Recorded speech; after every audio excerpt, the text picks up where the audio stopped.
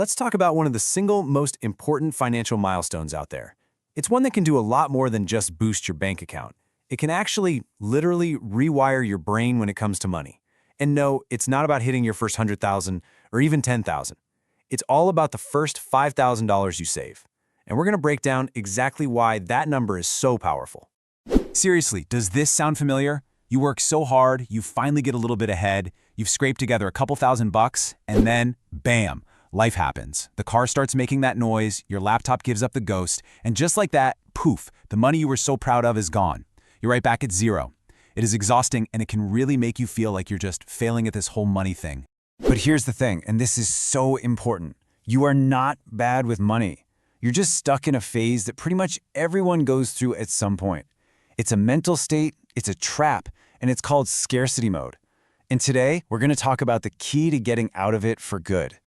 So yeah, let's just call that feeling what it is, the financial treadmill.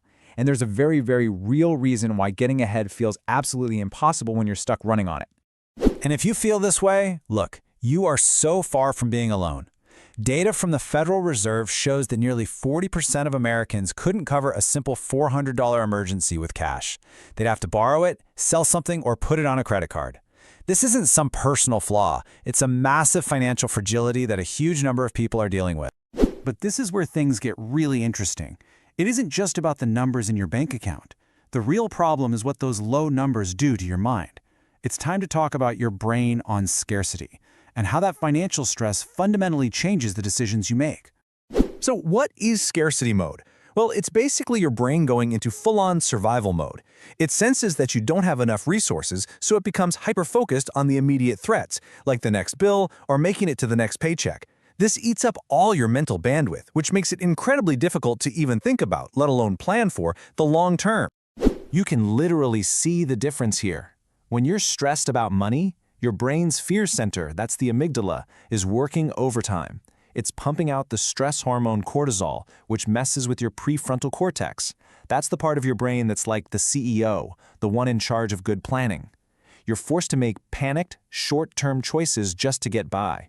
But a brain in a state of abundance, or even just safety, can calm down and let that prefrontal cortex do its job, making smart, long-term decisions.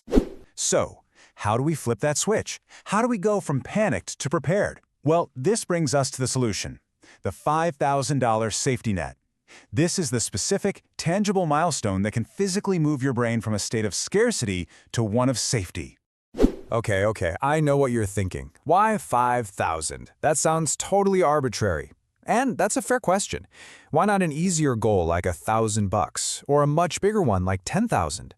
There is a very clear reason for this specific number. It's all about finding the psychological sweet spot.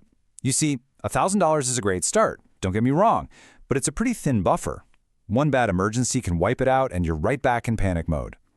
10,000, on the other hand, can feel so far away from zero that it's just demotivating to even start.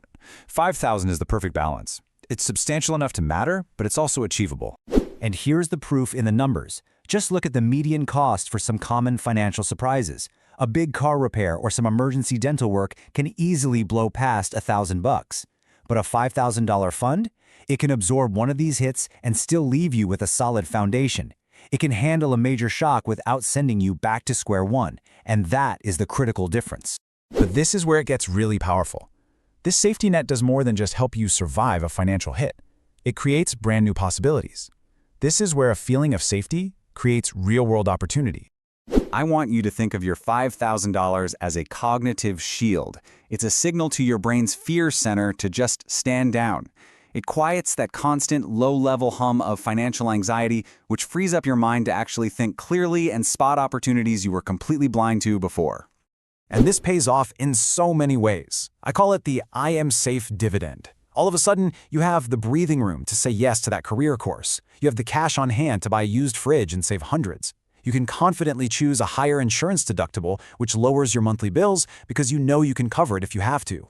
You gain the mental space to make smarter decisions, not just the most desperate ones. All right, enough of the why.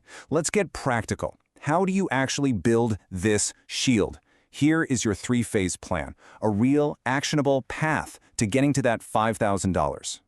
We're going to break it down into 3 stages that you can actually manage.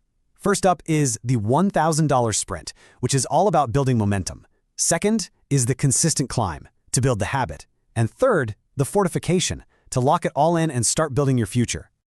Okay, phase 1 is all about immediate action. The first thing you do is open a new separate savings account. And I mean separate. Name it Cognitive Shield or Safety Net or something. Make it just a little bit hard to access. Then find some starter fuel. Sell something you don't use. Have a no-spend week. But the most important step, automate a transfer for the day after you get paid. Get it out of your checking account before you can even think about it. Phase 2 is the climb. This is where you just have to trust the system you just built. When you hit little milestones like your first $500, celebrate in a way that doesn't cost money. Once a month, do a leak check on your subscriptions or other habits and redirect that cash into your shield. And then, and this is the hard part, try to ignore the balance. Just let the automation do its work in the background. And finally, phase 3. You made it. You hit $5,000. Now what? I want you to do nothing for 1 whole month. Just let that money sit there and actually feel the psychological shift. Feel your shoulders relax. Then, formalize the rules. This money is for true emergencies only. And then, you pivot. You keep this shield right where it is and start a new, automated savings plan for your next big goal, like retirement or a down payment. Because, at the end of the day, this isn't really about the money. The goal isn't the number itself. It's about the person you become on the way to that number. You prove to yourself, through a system you built, that you can do this. You forge a new identity. I am a person with a financial foundation. That's huge. The final result of all this? You stop playing constant, exhausting defense against whatever surprise life throws at you next. You finally have the breathing room, the safety, and the confidence to start playing offense with your life. Look, this isn't just about changing your bank account. It's about changing your entire mindset. So I'll leave you with this question.